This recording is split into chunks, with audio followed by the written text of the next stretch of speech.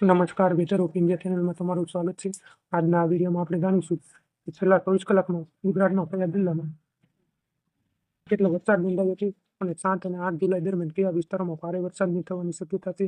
આઈએમડીની તાજી આગાહી શું કહે છે અને વિલિયર્સના મોડલથી જોઈશું. સૌથી પહેલા 24 કલાકમાં વરસાદની વાત કરીએ તો રાજ્યના અનેક જિલ્લાઓમાં ભારે વરસાદ નોંધાયો છે. ખાસ કરીને દક્ષિણ ગુજરાત અને સૌરાષ્ટ્રમાં વરસાદની જોર વધારે રહી છે. તેમાં ખાસ કરીને સુરતમાં 24 કલાકમાં 8 ઇંચ જેટલો વરસાદ નોંધાયો છે. નવસારી, વલસાડ, ડાંગ, તાપી, ભરૂચ અને નર્મદા જિલ્લામાં ઘણા વિસ્તારોમાં 100 મીમીથી વધુ વરસાદ નોંધાયો છે. સૌરાષ્ટ્રમાં ગીર સોમનાથ, જૂનાગઢ, અમરેલી, પોરબંદર અને દેવભૂમિ દ્વારકામાં અને જામનગરના કેટલાક વિસ્તારોમાં પણ ભારે વરસાદ નોંધાયો છે.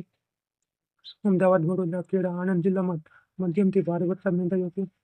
હવે 8 જુલાઈની આગાહી પર વાત કરીએ તો વિલિયમ્સના મુજબ સમગ્ર ગુજરાતમાં ચોમાસું સક્રિય છે.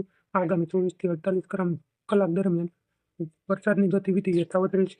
દક્ષિણ ગુજરાત અને સૌરાષ્ટ્રના કેટલાક વિસ્તારોમાં જિલ્લાઓમાં ભારેથી અતિભારે વરસાદ થવાની શક્યતા છે. જિલ્લાવાર વાત કરીએ ઝોન વાઇઝ તો દક્ષિણ ગુજરાતમાં સુરત, નવસારી, વલસાડ, ડાંગ, તાપી, નર્મદા અને ભરૂચ જિલ્લામાં ભારેથી અતિભારે વરસાદ પડી શકે છે. સૌરાષ્ટ્રની વાત કરીએ તો ગીર સોમનાથ, જૂનાગઢ, પોરબંદર, દેવભૂમિ દ્વારકા, જામનગર, રાજકોટ, અમરેલી અને ભાવનગરમાં ભારે વરસાદ થઈ શકે છે. મધ્ય ગુજરાતમાં જોઈએ તો અમદાવાદ, ગાંધીનગર, વડોદરા, આણંદ, ખેડા, પંચમહાલ, દાહોદ અને મહીસાગર જિલ્લામાં ગાજવીજ સાથેનો ભારેથી અતિભારે વરસાદ થઈ શકે છે. ઉત્તર ગુજરાતમાં બનાસકાંઠા, સાબરકાંઠા, અરવલ્લી, મહેસાણા, પાટણ જિલ્લામાં છૂટાછવાયા સ્થળે ભારે ઝાપટા પડી શકે છે.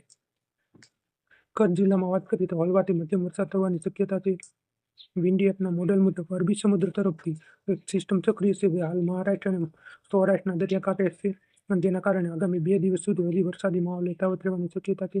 ખાસ કરીને દક્ષિણ ગુજરાત અને સૌરાષ્ટ્રમાં વરસાદનું જોર વધુ રહેશે અને ધીમે ધીમે હવે આ સિસ્ટમ પસાર થતાં ગુજરાતમાં વરસાદનું જોર ઘટી જશે. આવતીકાલ માટે માછીમારોને દરિયો ન ખેડવાની સલાહ આપવામાં આવે છે. ભારે વરસાદ દરમિયાન નદી નાળા પાસે ન જવું, પાણી ભરાયેલા વિસ્તારોમાં વાહન ચાલકતી વખતે ખાસ સાવચેતી રાખવી. વરસાદ સંબંધિત સૌથી ઝડપી અને વિશ્વસનીય અપડેટ માટે અમારી ચેનલને સબસ્ક્રાઇબ કરો, વિડીયોને લાઇક કરો અને તમારા જિલ્લાના હાલમાં વરસાદની કેવી સ્થિતિ છે તે કોમેન્ટ કરો.